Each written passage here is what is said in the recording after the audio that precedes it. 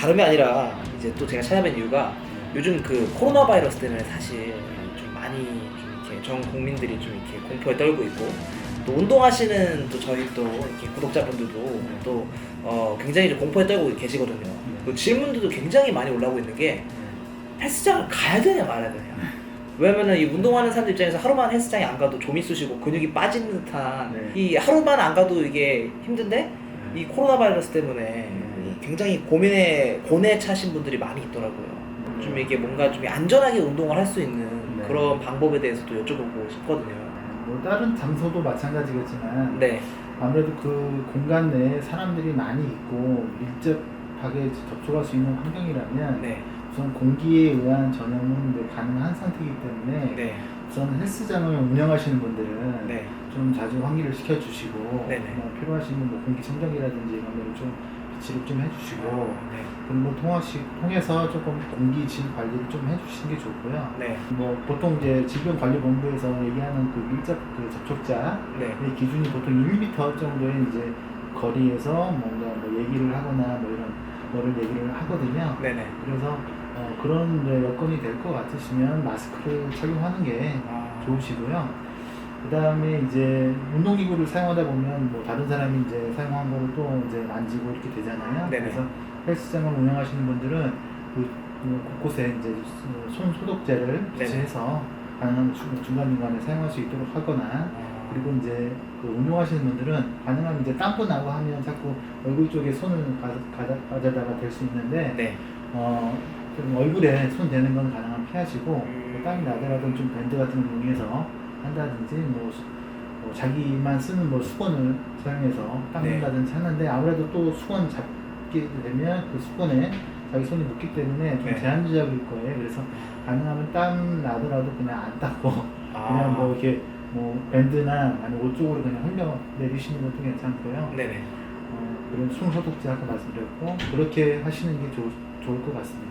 코로나 바이러스가 전염되는 그 방식을 보면 첫 번째는 이제 비말은 뭐냐면 우리 이제 그 몸에서 뭐 기침이나 재채기를 통해서 이렇게 나오는 그 재채기 할 때 뭐 이렇게 스프레이 뿌리듯이 팍 나오는 거 있잖아요. 네네네. 그런 거에 그 작은 물방울들이 있어요. 거기에 이제 바이러스가 포함되어 있어서 있는 상태로 이렇게 그걸 들이마시거나 아니면 접촉에 의해서 뭐 눈이나 코나 이쪽에 점막을 통해서 들어오게 되면 이게 전염될 가능성이 증가되는 거고요.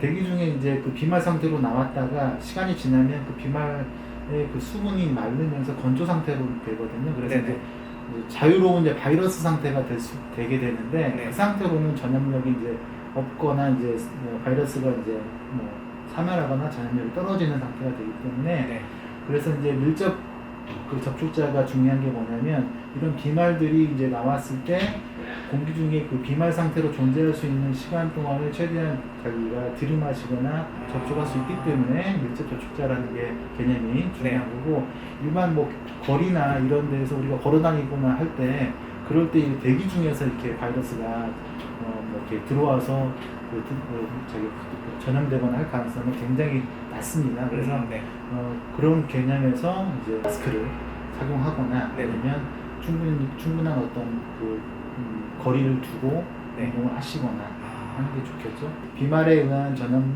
방식이 있고 두 번째는 이제 접촉에 의한 것이 가능할 수 있어요. 접촉은 뭐냐면 그 환자의 이제 분비물이 있을 수 있잖아요. 뭐 침이나 뭐 콧물이나 가래나 뭐 이런 게 있을 수 있는데 그런 것들을 이제 환자분이 이제 뭐 만졌거나 자기 손으로 그걸 만졌거나 아니면 그런 걸 뭐 재채기나 기침을 하면서 뭐 이렇게 물건이나 이런 데 묻었거나 이런 거를 이제 다른 사람이 그걸 그 사람의 손이나 아니면 그런 물건을 만지고 그걸 가지고 자기 입이나 코나 눈 쪽에 이제 가져다가 댄 경우에는 접촉에 의한 감염이 될 수가 있는 거죠.